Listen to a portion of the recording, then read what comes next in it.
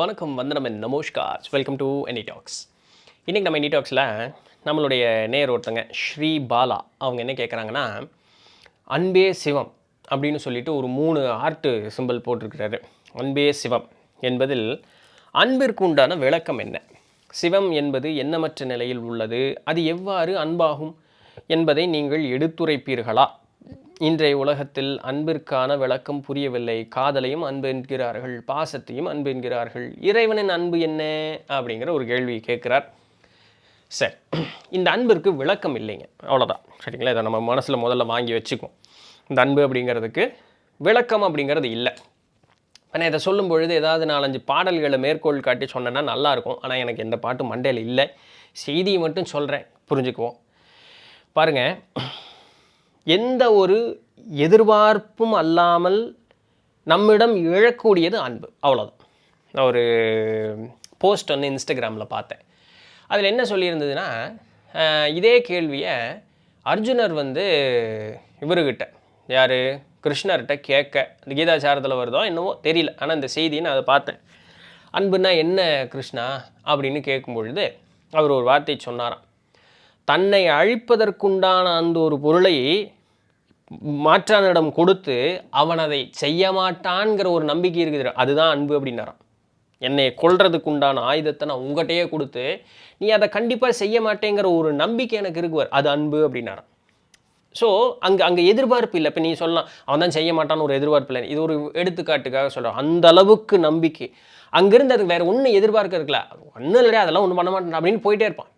அந்த அளவுக்கு அவன் மேலே நம்பிக்கை. அவனால் எனக்கு எந்த துன்பமும் இல்லை. அவனால் அவன் அங்கே ஒரு கேரக்டர் இருக்குங்கிறது கூட எனக்கு பிரச்சனை இல்லையா, ஏதோ ஒரு பந்தப்பட்டோம், அவ்வளோதான். அவங்களுக்கு ஏதோ ஒரு கேட்குறாங்களா, நான் செஞ்சு தரேன், அது மட்டும்தான் இருக்கும். அவனே கேட்டிருப்பான், உன்னை கொல்றதுக்கு உண்டான ஆயுதத்தை எனக்கு கொடுத்துட்டு போயிட்டே இருப்பான். அவன் பாட்டுக்கு அவன் செய்ய மாட்டான்னு அவனுக்கு தெரியும். அதுதான் அன்பு அப்படின்னு சொல்லிட்டு. இது சராசரி இந்த உலக வாழ்வோடு இன்றைக்கி நிறைய இடங்களில் இல்லாமல் போச்சுங்கிறது ஒரு வருத்தத்திற்குரிய செய்தியாக இருந்தாலுமே கால சூழல் அப்படி ஆயிடுச்சு இல்லைங்களா? சரி, கால சூழல் ஆயிடுச்சின்னு சொல்லி நாமளே காலத்தை மாற்றிட்டோம். இப்போது முந்தைய காலங்களில் எடுத்து பார்த்தோம்னா கணவன் மனைவிக்கு உண்டான உறவுக்குள்ளே அதை சொல்லுவாங்க. எப்படி சொல்கிறாங்க?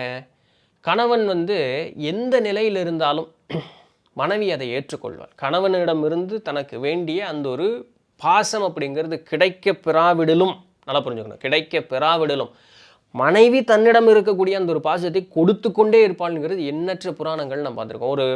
ஒரு அகலிகையா அவங்க தானே அந்த சூரியனை நிறுத்தினாங்க, அகலியா அவங்க பேரா மாற்றி சொன்னேன்னா மன்னிக்கணும். அந்த கணவர் வந்து, நான் வந்து பரத்தையினுடைய வீட்டுக்கு போனோம், உடம்பெல்லாம் ஒரே குட்ட நோய் வந்துடுச்சு, அப்படியே அழுகி இருக்கக்கூடிய நிலை. ஆனால் எனக்கு உண்மையில எனக்கு விருப்பம் இல்லை. இத்தனைக்கும் அந்த பொண்ணு அவ்வளோ அழகாக, மேலே எனக்கு விருப்பம் இல்லை, என்னை பரத்தையிடம் கூப்பிட்டு போ அப்படின்னு சொன்னோன்னா அந்த பெண் வந்து கூடையில் வச்சு தூக்கிட்டு போச்சான். அப்போது போகும்பொழுது ஒரு முனிவர் மீது, முனிவர் வந்து அப்படியே தொங்கிட்டு இருக்கிறார். அவர் தூக்கில் போட்டுறாங்க, ஆனால் அவர் சாகலை அந்த யோக முறையில். அப்போது அப்படி ராத்திரி நேரம் அப்படி தூக்கிட்டு போகும்போது அவர் மேலே பட்டோன்னே, நானே இங்கே துன்பத்தில் இருக்கேன், நீ வந்து இவ்வளோ கவனமாக படாமல் போறியா, விடிஞ்சோன்னா புருஷன் செத்து போயிடுவான் அப்படின்னு சொல்லி சபிச்சிட்றாரு. அந்த பொண்ணுக்கு எவ்வளோ பெரிய கற்பு கரசின்னா விடியவே விடாமல் அந்த இடத்துல அந்த பொண்ணு நிறுத்திடுச்சு. காலப்பொழுது விடியவே இல்லை அப்படின்னு. இது நம்மளுடைய புராணத்தில் சொல்லப்பட்ட ஒரு நிகழ்வு. கதைன்னு கூட சொல்ல முடியாது, நடந்திருக்கலாமா இருக்கும், நிகழ்வு. சரிங்களா? அப்போ இந்த இடத்துல என்ன நடக்குது அப்படின்னு கேட்கும் பொழுது, நீ எப்படிப்பட்டவங்களா வேணாலும் இருக்கலாம், என்னிடம் இருந்து கிடைக்கக்கூடிய அன்பு உனக்கு கிடச்சிக்கிட்டே இருக்கும். நான் வந்து எதிர்பார்ப்பெல்லாம் எனக்கு இருக்குது, எனக்கும் பாசப்பிரியம் இருக்கணும், எனக்கும் வந்து நல்லபடியான ஒரு வாழ்வு இருக்குது. ஆனால் அது எனக்கு கிடைக்கல. அதற்காக நான் வந்து உன்னையும் நீ எனக்கு கொடுக்கல, உனக்கும் கிடையாது, அதை நான் பேச மாட்டேன். ஏன்னா நான் இந்த அளவில் முன்னேறி வருவதற்கு நான் எத்தனை புண்ணியம் செஞ்சனோ, இல்லை நான் எத்தனை கடந்து வந்து எனக்கு இந்த ஒரு மனப்பாங்கு அப்படிங்கிறது இருக்கோ, அதை நான் இழக்க முடியாதே. ஸோ அதனால் எமக்கு வாய்க்க பெற்றது இதுவே. அதன்படியே இருந்து நான் என்னுடைய நிலை தவறாமல் என்னுடைய நிலையை முன்னேற்றி கொள்ளத்தான் தவறணும், எதாவது கீழே வரக்கூடாது. அப்போ நான் என்னிடம் இருக்கக்கூடியதை நான் தந்துக்கிட்டே இருப்பேன். அப்போ அந்த எதிர்பார்ப்பு நடக்கலைன்னாலும் எங்கிட்டிருந்து வரக்கூடிய அந்த ஒரு நல்ல ஒரு நிலை அப்படிங்கிறது உனக்கு வந்துக்கிட்டே இருக்கும். இதெல்லாம் அன்பிற்கு ஒரு விளக்கமாக சொல்லலாம். இதே வந்து நம்ம ஓகேஎஸ்எஸ், அந்த நெத்திலந்த மணி சேனலில் ஓகேஎஸ்எஸ் ஒரு கதை சொல்லிட்டா சார்ன்ட்டு பார்ப்போம் இல்லைங்களா? அதில் வந்து ஒரு ஆடவன் வந்து தன்னுடைய மனையால் எந்த அளவுக்கு அந்த பொண்ணு வந்து வாழ்வதற்கே முடியாதுங்கிற அளவுக்கு அந்த பொண்ணு வந்து ஒரு மாதிரியான ஒரு கேரக்டர், எதாச்சும்னாலும் மாற்றி தான் அந்த பொண்ணு செய்யும். தினம் தினம் வெறுப்பாக இருக்கக்கூடிய ஒரு சூழலில் இருக்கும். ஆனால் அந்த கணவன் வந்து பொறுத்து பொறுத்து பொறுத்து ஒரு கட்டத்தில் அவர் புத்தியும் ஒரு செகண்டு போ அப்படிங்கிற மாதிரி மாறும். அந்த அளவுக்கு அந்த பொண்ணு வந்து டார்ச்சர் பண்ணிடுவான். இப்போ நான் எனக்கு என் மனசில் தோன்றது என்ன தெரியுங்களா, இப்போ நிறைய பேர் அப்போ பார்த்தீங்களா முந்தின கதையில் புள்ள எவ்வளோ இருந்தாலும் தாங்கிட்டா, ஆம்பளை பார்த்தீங்களா அப்போ விட்டுட்டு போயிட்டான் பார்த்தீங்களான்னு யாரோ ஒருத்தங்க கேட்பாங்க. சரி, உங்களுடைய பார்வை அப்படி இருக்கும்பொழுது தவறு இல்லை. ஏன்னா கதை அப்படி தான் இருக்கிற மாதிரி தெரியுது. வேறு ஏதாவது சிறப்பான கதை இருக்கான்னு எனக்கு தெரியல. எனக்கு தெரிஞ்சது தான் நான் சொல்கிறேன். சரி, அப்போ அதுவும் ஒரு வகையான அந்த அந்த அந்த மனைவிக்காக இந்த கணவன் வந்து முடிஞ்ச அளவுக்கு தன்னை வந்து நல்லா ரீஷேப் பண்ணிக்குவான். இப்போ இதில் எப்போ அந்த மனையாளை விட்டு அவன் போதும்ப்பா நான் போய் வேறு ஒரு பிள்ளையை கல்யாணம் பண்ணிட்டு நல்லா இருக்கேன்னு எப்போ அந்த பிரிவு வந்துடுறீங்களா, அந்த பொண்ணு வேணுக்குன்னே பண்ணுறா அப்படின்னு தெரிஞ்சதுக்கப்புறம் தான் அவன் பிரிவான். இவன் என்ன சொன்னாலும் கேட்க மாட்டேங்கிறா, இவன் வேணுக்குன்னு தான் அப்படி பண்ணுறாங்க போது சரி நான் உன்னை ஒரு வார்த்தை ஒரு நாள் திட்ட மாட்டான், ஒரு அடிக்க மாட்டான், எதுவுமே பண்ண மாட்டான். நீ எப்படி இருக்கே அப்படி இரு, நான் போய் என் பொழப்பை நான் பார்க்குறேன்ட்டு அந்த கணவன் வந்து அமைதியாக அந்த இடத்த விட்டு பிரிஞ்சு போடுறேன். இதுவும் ஒரு வகையான அன்பு தான். நாம் இருப்பது ஒருவருக்கு துன்பமாக இருக்குது அப்படின்னு தெரிஞ்சால் அந்த இடத்த விட்டு அமைதியாக விலகி வருவதும் ஒரு வகையில் அன்பு தான். அதையும் நம்ம நல்லா புரிஞ்சுக்கணும். இப்போ இறைவனை எப்படி அன்புன்னு சொன்னாங்க, இவ்வளோலாம் நான் உலக வாழ்வோடு சேர்த்து சொன்னேன். இன்னும் நீங்கள் எவ்வளோ எக்ஸாம்பிள்ஸ் வேணாலும் கொடுத்துக்கலாம். சரிங்களா, தாய் தந்தையரை பிள்ளை நன்றாக பார்த்து கொள்வது, பிள்ளை வந்து தாய் தந்தையர் நல்லாக பார்த்துக்கொள்வது, ஸோ இந்த மாதிரி என்ன வேணாலும் நீங்கள் சொல்லலாம். உற்றார் உறவு நண்பர்கள் அப்படின்னு சொல்லி எண்ணற்ற இதை சொல்லலாம். சரிங்களா, இப்போ துரியோதனன் மீது கர்ணன் வைத்திருந்தது அன்பு, கர்ணன் மீது துரியோதனன் வைத்திருந்தது அன்பு. தேவைகள் இருந்தாலும் கூட தேவையே நடக்கலைன்னாலும் உனக்காக நான் இருக்கேன்னு சொல்கிறது அதெல்லாம் அன்பு. நல்லா புரிஞ்சுக்கணும். இப்போது இறைவனை ஏன் வந்து இறை அப்படின்னா அன்புன்னு அர்த்தங்கிறாங்க. அன்பிற்கு மாற்று சொல் கிடையாது. மகிழ்ச்சினா கூட துன்பம்னு சொல்லிடலாம். அன்பிற்கு மாற்று அன்பு இல்லாததுன்னு சொல்ல முடியாது. அன்பு மட்டும்தான், அது இட்டர்னல். அதனால தான் அது இறையோட சொல்கிறது. இறைனா அன்புன்னு சொல்லக்கூடியது. இப்போது நம்முடைய வாழ்வு நம்ம இங்கே வாழ்ந்து கொண்டு இருக்கோம். நீங்கள் 4 பேர்த்த ஏதாவது போட்டு கொண்டிருக்கீங்களா? கொண்டதில்லை, நானும் பண்ணதில்லை. பிறருடைய வாழ்க்கையவே கெடுத்து சீரழிச்சிருக்கீங்களா? தெரியல, நான் பண்ணதில்லை. சரிங்களா, ஆனால் இப்படி செய்தவர்கள் எல்லாமும் இந்த உலகத்தில் உண்டு தான் இல்லைங்களா? இப்படி செய்தவர்களும் இந்த இடத்துல உண்டு தான். ஆனால் இவை அனைவருக்குமே நம்மை திருத்தி கொள்வதற்கு மறுபடியும் ஒரு வாய்ப்பு இருக்குது. இறந்து மறுபடியும் பிறக்கணும்னு கூட அவசியம் இல்லை. இந்த பிறப்பிலேயே அதற்கு வாய்ப்பு உண்டு. இந்த வாய்ப்பெல்லாம் யார் ஏற்படுத்தி கொடுப்பது? இறைங்கிற தன்மை தான் ஏற்படுத்தி கொடுக்குது. நல்லா புரிஞ்சுக்கணும். இப்போது அரசன் அன்று கொள்வான், தெய்வம் நின்று கொள்ளுங்கிறது. கொல்லும் அப்படின்னு சொன்னால் அது கொலைன்னு எடுத்துக்கூடாது. அவன் செய்ததற்கு உண்டான வினையை அவன் அனுபவிச்சு தான் ஆகணும். அதில் எந்த விதமான மாற்றம் கருத்தும் இல்லை. இந்த கொல்வான் அப்படின்னு சொன்னால் கொண்டறா அப்படின்னு இல்லை, அதற்கு உண்டான வினை தண்டனை அப்படிங்கிறத அனுபவிப்பான். இப்போ இறை தண்டிக்கிறதான்னு கேட்டால் இறை என்றைக்குமே தண்டிக்காது. நல்லா புரிஞ்சுக்கணும். இறை நம்மை ஒரு காலத்திலும் இறை தண்டிப்பதே கிடையாது. நம்மை மாற்றிக்கொள்வதற்குண்டான வாய்ப்பை ஏற்படுத்தி கொடுக்கும். எப்படி? நாம் செய்த செயலுக்கு ஊடாகவே சென்று அதற்குண்டான இதுன்னு கொடுக்கும். ஏன்னா எனக்கு அதில் தான் பிடிப்பு இருக்குது. இப்போ உன்னுடைய பிடிப்புனால பிறருக்கு துன்பம் ஏற்படுது. அப்போ அதை உனக்கு எப்படி அது புரிய வைக்கிறது? உன்னையும் அதே இடத்துல கொண்டு போய் நிறுத்தினா தான் உனக்கு புரியும். ஆனால் அப்படி அது கொண்டு போய் நிறுத்துறதுக்கு முன்னதாக பல வழிகளில் வந்து நமக்கு சொல்லும். பண்ணாத தப்பு, பண்ணாத தப்புன்னு பல வழிகளில் நமக்கு சொல்லி காட்டும். இதெல்லாம் நம்மளுடைய வாழ்க்கையில் நம்ம என்ன உணராததா? கொஞ்சம் கூட சிந்திச்சு பார்த்துருந்தேன்னா நமக்கு தெரியாதுன்னு நினைக்கிறீங்க? அப்போ கொடும்பாவிக்கும் தன்னை திருத்தி கொள்வதற்காக ஒரு வாய்ப்பை அளிக்குதே. இதை தவிர வேறு என்னங்க உங்களுக்கு வேணும்?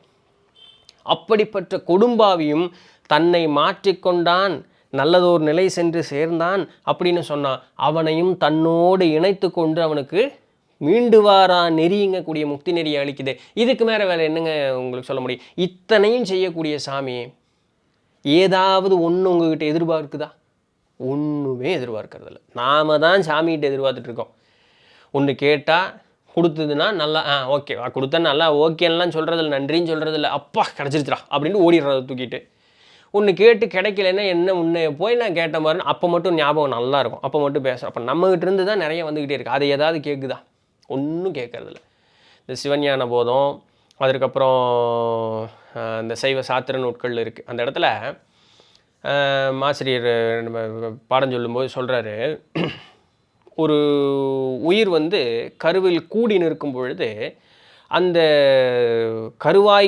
கருவாயிலையும் சரி எருவாயிலையும் சரி அந்த இடம் வந்து துர்க்கந்தம் வீசக்கூடிய இடங்களாக இருக்கும். ஏன்னா கழிவுகள் சேரக்கூடிய இடம் இல்லையா? மனித உடல் கழிவுனாலையும் புழுக்கள்னாலையும் சேர்ந்த ஒரு உடல் தான். ஸோ அதனால தான் இது வந்து ஒரு காலத்தில் அது துர்க்கந்தம் வீசக்கூடியதற்கு உண்டான ஒரு நிலை தான். அப்போது அந்த குழந்தை வந்து 10 மாதம் உள்ளே இருக்குது. அப்போ அதனுடைய அந்த அந்த ரொம்ப நாள் உள்ளே இருக்கும் பொழுது அந்த அந்த இடமெல்லாம் வந்து ஒரு மாதிரி கழிவுகள் சேர்ந்த இடமாக இருக்கும். அந்த இடத்திலும் இறை அப்படிங்கிற ஆற்றல் எப்படி நின்று அந்த குழந்தை வந்து அப்படியே அழகாக அப்படி தலை திரும்பி வந்து அந்த தாயினுடைய உடலில் ஒரு மாற்றத்தை கொடுத்து அந்த அந்த எந்த விதமான கழிவுகளும் அந்த குழந்தையை பாதிக்காத வண்ணம் அந்த குழந்தை எப்படி வெளியே வருது, பின்ன அந்த தாயையும் பாதிக்காத வண்ணம் அந்த கழிவு, இது அத்தனையும் இறைவன் எங்கிருந்து நடத்துகிறான்? நாம் அருவருக்கக்கூடிய இடம் அப்படின்னு சொன்னால் நாம் உடம்பே ஆனாலுமே நமக்கு ஒரு செகண்ட் என்னது அப்படிங்கிற மாதிரி ஆயிரும் நம்ம உடம்புக்கே. அந்த இடத்தில் இறை என்ற ஆற்றல் நின்று அந்த ஒரு காரியத்தை நமக்காக செய்து தருகிறதுங்கிறார். பயாலஜி எக்ஸ்பிளைன் பண்ணியிருக்காங்க, வேறு ஒன்றும் இல்லை. ஆனால் இறை என்ற ஆற்றல் அந்த இடத்துல இல்லைன்னா இதில் ஒரு காரியமும் நடக்காதுங்கிறாங்க. வரும் பின்னாடி நம்ம இடத்துல இந்த அன்னவாணி சேனலில் அது எல்லாத்தையும் பார்க்க போகிறோம். சரிங்களா? அதெல்லாம் பாடல் வரியாகவே எல்லாத்தையும் நம்ம பார்க்க போகிறோம். இதற்கு மாரி வேறு என்ன உங்களுக்கு அன்பு அப்படிங்கிறதுக்கு சொல்லணும்? இத்தனையும் செஞ்சு இந்த உலக வாழ்வில் வந்து நமக்கு உண்டான வாய்ப்புகள் எல்லாத்தையும் ஏற்படுத்தி கொடுத்து அதற்கு வெற்றியோ தோல்வியோ எல்லாத்துலேயும் கூட இருந்து வெற்றி அடைந்தால் இன்னும் முன்னேறுவதற்குண்டான வழியும், தோல்வி அடைந்தால் ஊக்கப்படுத்தி மறுபடியும் முன்னேறுவதற்குண்டான வழியும், இதெல்லாத்தையும் கொடுத்து தன்னை ஏசினாலும் பேசினாலும் தூத்தினாலும் பாராட்டி புகழ்ந்தாலும் எந்த நிலையிலும் தன்னிலை மாறாமல் ஒரு நிலைப்பாடோடு நின்று நாம் முன்னேறணும், தன்னுடைய பழைய ஞாபகங்கள் வந்து இந்த பிறவா நெறிக்கு அவன் சென்று சேரணுங்கிறதுக்கு உண்டான அத்தனை காரியத்தையும் செய்து அவனை, அது எத்தனை ஆயிரம் பிறமையோ எத்தனை லட்சம் பிறப்போ, ஒரு பிறப்பில் கூட முக்தி அடையலாம், பல லட்சம் அடைஞ்சு பிறப்பெடுத்தும் முக்தி அடையாமல் போகலாம். அவன் முக்தி அடைகிற வரைக்கும் அவனோடவே பயணித்து. இதில் என்ன பியூட்டினா, நாம் செய்த வினைகளை எல்லாம் தான் ஞாபகம் வச்சுக்கிட்டு இருக்கும், அது ரெஜிஸ்டர் மெயின்டைன் பண்ணிகிட்டு இருக்கும். ஏன் நம்மளை வழி நடத்தி கூப்பிட்டு போனோமே, கண்மம்னு பேர், அதுக்கு பேர். சரிங்களா? அப்போ இதனோடவே நம்ம கூடவே பயணித்து முக்தி அடைகிறதற்குண்டான வழியும் காட்டி கொடுத்து தன்னோடு இணைத்து கொள்வது இறை. இத்தனை பெரிய நிகழ்வில் ஒரு கால் கூட, ஒரே மணி அளவு கூட தனக்கொன்று வேணும்னு இறை கேட்டுக்கிட்டதே கிடையாது. இதற்கு மீறி வேறு என்ன அன்பு வேணும்னு நீங்கள் எதிர்பார்க்குறீங்க? இதனால் தான் இறைங்கிறது அன்புன்னு சொன்னாங்க. இதர எந்த உறவுகளுக்கும் அந்த ஒரு பேர் வைத்து சொல்லுவதற்கு இடமே கிடையாது. இருந்தது, அப்படியும் ஒரு காலம் இருந்தது. அதான் முன்ன 2 கதை சொன்னேன். இந்த காலத்தில் அதை சொல்லக்கூடிய நிலை உண்டா? அப்படியும் இன்னும் மனிதர்கள் உண்டான்னு எனக்கு தெரியல. என்னுடைய ஆயுட்காலத்தில் நான் அப்படி யாரையும் பார்த்தது கிடையாது. நானும் அப்படி கிடையாது. நான் இன்றைக்கி அந்த அளவுக்கு மாறுறதுக்கு முயற்சி பண்ணுறேன், அப்படி வேணால் வச்சுக்கோ. ஆனால் இன்றைக்கும் எனக்கு ஒரு சில எதிர்பார்ப்புகள் இருக்கத்தான் செய்யுது. இல்லைன்னு இல்லை நான் இல்லைன்னு சொன்னேன்னா நான் பொய் சொல்கிறேன்னு அர்த்தம். ஏதாவது ஒரு ஞானியானன்னா பின்ன நான் வந்து அந்த பேச்சுக்கு உண்டான தகுதி உடையவனாக இருப்பேனா இருக்கேன். இப்போ அப்படியெல்லாம் இல்லை. இது போல் எங்கிட்டையும் இது வரைக்கும் யாரும் இல்லை. கண்ணாடி போல தான் நான் எப்படியோ அது போல தான் ஆட்கள் என்னோடு இருப்பாங்க இல்லைங்களா? ஒரு எதிர்பார்ப்பு எல்லாருக்குமே உண்டு, இல்லைன்னு கிடையவே கிடையாது. ஸோ அந்த அன்புங்கிற வார்த்தைக்கு இலக்கணம் உள்ளவர்களை நான் கண்டதில்லை அது வரைக்கும். சரி, நீங்கள் கண்டிங்கன்னா அது உங்களுடைய பெரும்பயன், அது வரைக்கும் சந்தோஷம். இல்லை நீங்களே அப்படி தான் ஒரு ஆள்னாலும் அதுவும் பெரும்பயன், அதுவும் சந்தோஷம். ஸோ எந்த விதமான எதிர்பார்ப்பும் அல்லாமல் தன் நிலையை மாற்றிக்கொள்ளாமல் அதனோடவே பயணிக்கக்கூடியதுக்கு தான் அன்புன்னு பேர். அது இறைனால் மட்டும்தான் முடியும். அதனால தான் மாணிக்கவாசக பெருமான் தாயினும் சிறந்த தயாவான தத்துவனைனார். தன்னை பெற்றெடுத்த தாயானாலும் அந்த தாய்க்கு ஒரு எதிர்பார்ப்பு அந்த பிள்ளை மேலே இருக்கும். ஆனால் இறைக்கு அப்படி கிடையாது. அதனால தான் தாயினும் சிறந்த தயாவான தத்துவனைனார். சரிங்களா? இந்த அன்புக்கு இந்த விளக்கம் போதுமா? இல்லை நான் ஓவராக பேசி குழப்பிட்டேனா? எத்தனை நேரம் பேசியிருக்கிறேன்? 14 நிமிஷம் பேசியிருக்கேன். போதுன்னு நம்புகிறேன். சரி, புரியல என்னச்சு கேளுங்க, தெரிஞ்சதை சொல்கிறேன். ரைட். ஸோ இதான் இன்றைக்கி ஒன்றான செய்தி. பிடிச்சிருந்திருக்கும், இன்ஃபர்மேட்டிவாக இருந்திருக்குன்னு நம்புகிறேன். நாளைக்கு வேறு ஏதாவது ஒரு சுவாரஸ்யமான செய்தியில் சந்திப்போம். அது வரையும் தொடர்ந்து இணைந்தீர்கள். நான் உங்கள் இடத்துல இருந்துட்டு. நன்றி.